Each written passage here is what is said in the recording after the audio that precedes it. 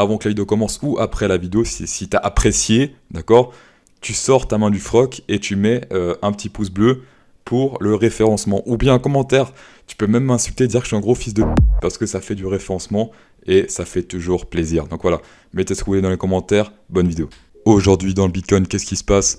Il n'a pas envie d'atteindre la TH, il essaye mais il n'arrive pas, ça finit toujours par du rouge, ça descend et le sang coule, Et là, vous allez me dire, oh Psychosos, pourquoi il n'arrive pas à atteindre le TH? Pourquoi? Bah, ça fait des années que je vous parle de cette fameuse résistance RSI en daily.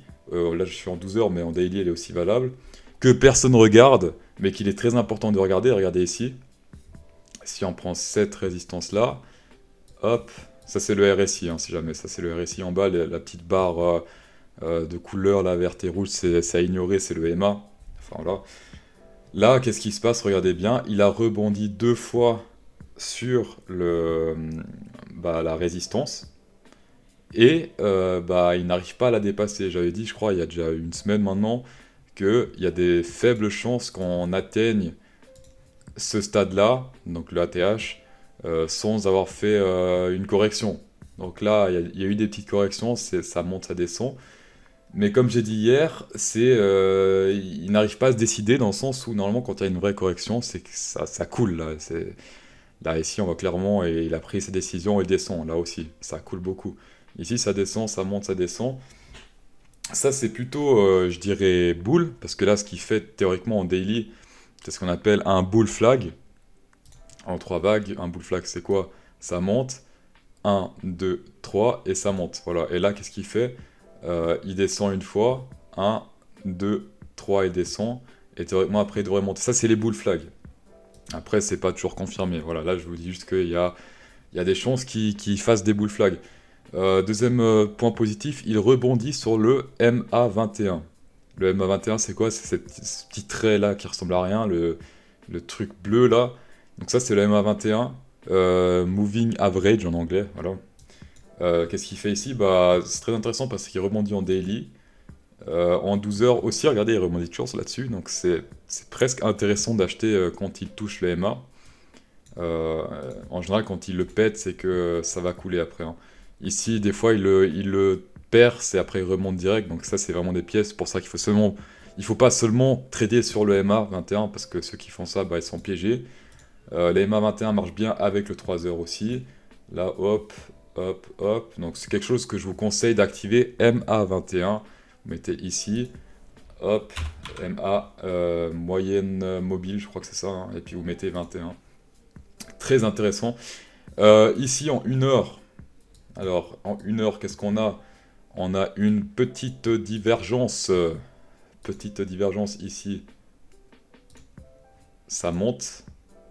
Alors ça c'est avec le VMC, hein. Les divergences ça marche pas seulement avec le RSI, ça marche aussi avec le VMC. Là en effet bah, c'est en train de monter.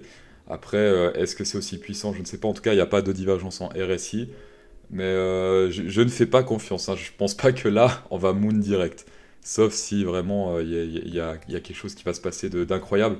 Mais en tout cas les signes pour l'instant, euh, bon là bizarrement il rebondit toujours sur le RSI. Ça c'est plutôt intéressant, il est en train de faire un triangle descendant. Attention, ça s'héberge, hein, quand ça descend en général. Parce qu'on peut aussi faire des figures sur le RSI, hein, ça marche aussi. 1, 2, 3. Donc si là il monte, théoriquement là il va descendre. Ça c'est un bear flag. Mais là pour l'instant rien n'est confirmé, hein. Là pour l'instant il descend et puis on verra.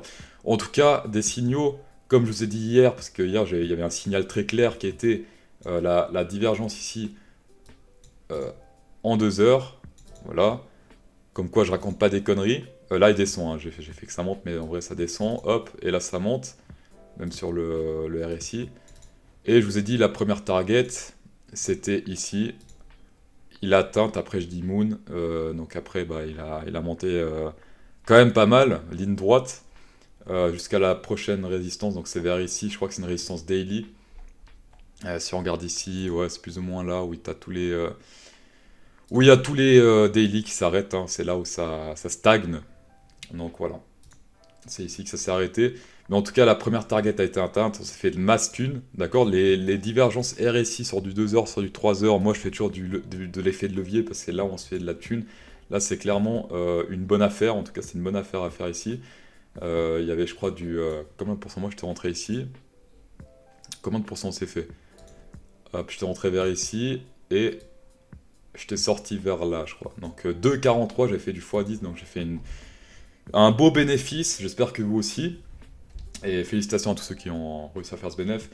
Ici, je suis sur un petit short, mais j'ai pas fait d'effet de levier. C'était un peu risqué ce que j'ai fait là, donc ne faites pas ça. Actuellement, pas de signal. Ce qui est important, ce qui est très important en tout cas ici, c'est de observer en daily.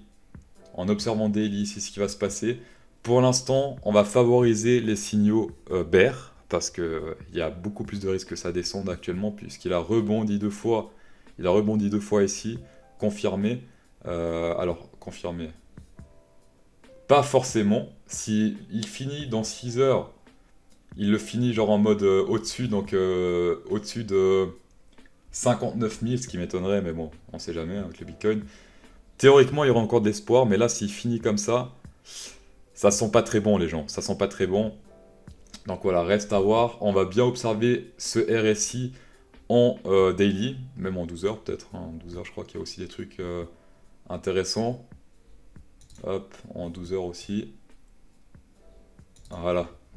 Donc là, s'il pète ça, on fonce, on sort sa bite et puis on achète. Si cette neckline ici est pétée, ça pue, d'accord? Et je pense que ça va bien baisser avant. Enfin, si cette neckline est atteinte, je pense que le Bitcoin sera déjà assez bas. Hein. Mais bon, ça on verra par la suite. Pour l'instant, en tout cas, pas de signal clair, d'accord? Les youtubeurs qui nous disent ouais, ça monte et ça va descendre, on ne sait pas. C'est en mode indécision. Tout ce que je peux dire, c'est que pour l'instant, le MA21 tient bon. Le MA21 tient bon, et ça, c'est vraiment plutôt boule, d'accord? Mais il peut péter à tout moment.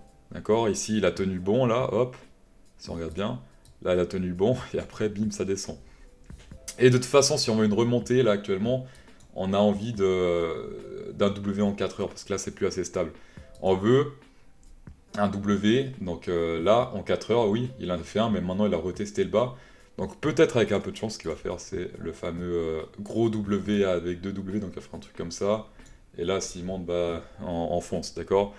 On n'oublie pas, comme j'ai dit hier, le fameux Head and Shoulders inversé, très intéressant, qui va nous faire masse thune si il se réalise. Head and Shoulders 4 heures. Si ça marche, bah, on achète ici, quand il pète le neckline qui est ici, 59 796. On prend ça et puis on se met masse thune. Et voilà, c'est tout pour aujourd'hui. Bonne soirée.